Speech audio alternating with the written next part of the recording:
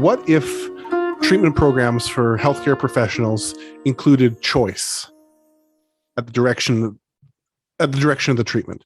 So if they included choice about the model of treatment that you went into, some of the counseling adjuncts that could be offered, or that you could include, or say, no, I choose this option instead. For example, what if you wanted to do, if you were more interested in the smart recovery model versus doing a AA 12-step peer support group, or you wanted to do something that was cognitive behavioral therapy based, or rational emotive behavioral therapy, or art therapy, and you could tailor it, as opposed to, kind of, as we've talked about, getting bounced around without a lot of option or choice, depending on who your addictions physician is, depending on what facility you go to, who your employer is.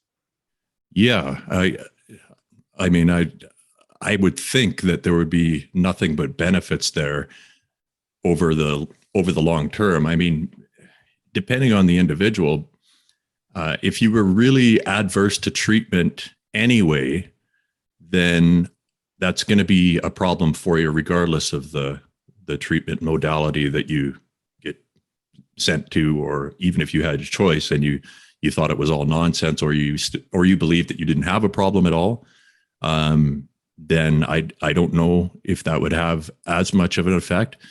But for the people who realize, and I mean, many people realize by that point that they have a problem. I mean, I sure did. I would have liked to have some kind of options. I mean, we're seeing that with religious background, where the nurse, Byron Wood, I think his name is, we won the case against Interior Health because he was sent to a treatment program that he's an atheist, and he was sent to a treatment program that was all AA and NA based, which the court concluded was, a Christian modality. Yeah. And so that's one thing I think that we are seeing, at least with the physicians that I've seen lately, in that they're offering you the choice, but that choice is not really there when you go to treatment, right? No. Like it's still heavily AA. And I mean, I'm not an atheist. I consider myself agnostic. So it's not as appalling to me. I still have problems with it for other reasons, but if that was, I mean, if you're an atheist, basically, I don't know that it's tenable as a treatment, as a way to get through. They have AA for atheists, right? They do. And it still requires an amount of buy-in, though. And it requires an acceptance, and I think they change it by calling it, the universe, and calling it, Mother Earth, or whatever, the accepting of the higher power. Yeah. But there still has to be an amount of buy-in there, and I would imagine that it is still a hurdle for some people who are put into that program without an option. Yeah. The thing that made me think of was the intake process would be so different.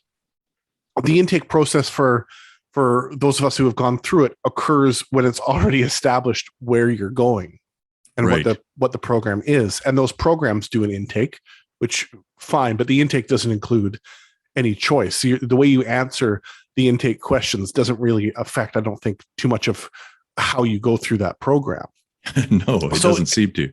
It could really be this could be perceived as a threat to the powers that be, in that some of these programs and facilities that have the vast monopoly on the market for healthcare professionals would potentially be threatened. Oh, they absolutely would be threatened. I could think of a few who would oppose that immediately. Yeah. Not just on a financial basis, but also you are asking more of the physician. I mean, some physicians, it is literally, it appears to me from what I've seen, and that's admittedly a limited, I've only got access to so many IMEs, but I do see some physicians, it appears that they're just rubber stamping. Like I see no difference. There could be a vast difference between the symptoms that a person has when they arrive, but there is no difference in the diagnosis. So, and if the diagnosis always means the same treatment, then you've got to think that's a pretty easy layup kind of a day for a healthcare professional. Right? Totally. Yeah. The other thing, like we've seen what a benefit it can be to parents, right? Like yourself. I mean, you had the option of not leaving and being flown across the country to somewhere you've never been to attend a treatment center that is no better than anything that we've got here, or maybe even worse, depending. And you've done well with that, right? And your physician was gracious enough to allow that to happen, but that's not always the case. No, it's not. It's not. So that is a big factor. I think that should be if you've got any kind of a family really where you're being taken away from a support network, are you not? Yeah. I mean, not only do you have, like you as a father, you've obviously got, you're going to be worried about your kid the whole time. We've got people in Obsidian who their kids are in trouble. Like they're going through life changing or really difficult things at school. And they're over there in treatment they're going to be told, hey, well, just focus on you. The best thing you can do is focus on you. Well, I don't know. I'm not a parent, but I would have to think that it'd be very difficult to be 100% focused on yourself if you've got a 15-year-old who's, getting in trouble with either whatever it may be. That would be on your mind, would it not? Yeah, it would have been all consuming for me, for sure, without question. And I whether we call it a disease model addiction or we call it a choice, it is a grasping at power for the person who's in it. It is what we can control. Right. Yeah. And to me, this notion that you have to strip someone of all of their control and take over that for them and not provide them with the ability to have some agency and the ability to choose the direction of what their recovery looks like, that doesn't make any sense to me. No, and it's not, I hate to pick on AA, I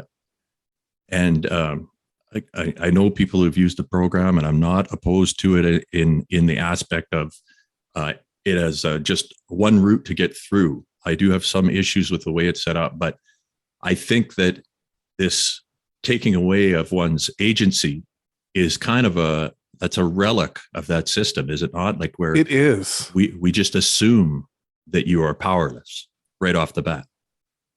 It harkens back to the days of like institutionalization of people with psychiatric illness. Right. Like it's that dated in my mind. Yeah. I would agree with that. And that is a real problem. But what else could you be offered at that point? I mean, there should be, a lot of people don't realize that they can change IME physicians even. No, they don't. Right. And every college should offer that because look, I mean, it could be, who knows what your history is. And maybe if you're a healthcare professional and you're going to see a doctor that's in your district, you might already have a history with that doctor. That's not really right, is it? I mean, it should be an objective start. It should. And if you're not, if for whatever reason you're not syncing up personality wise, I mean, it doesn't have to be perfect, but if it's not working, you should have an option there too. Yeah, absolutely. And yeah, the other problem, I guess, is the abstinence right away, right? Taking away the ability to do some kind of an opiate substitute option, or there being a mixed message where you're told that you're going to have to be abstinent, and then you go to treatment and they try to put you on something like Suboxone or methadone. Yeah. I mean, that's very strange. I think they've got to clear that up. Yeah, that's a great what if. And I would say that if you were to offer more agency or ability to control your treatment, I think that would give you a much better start. I do too. Yeah.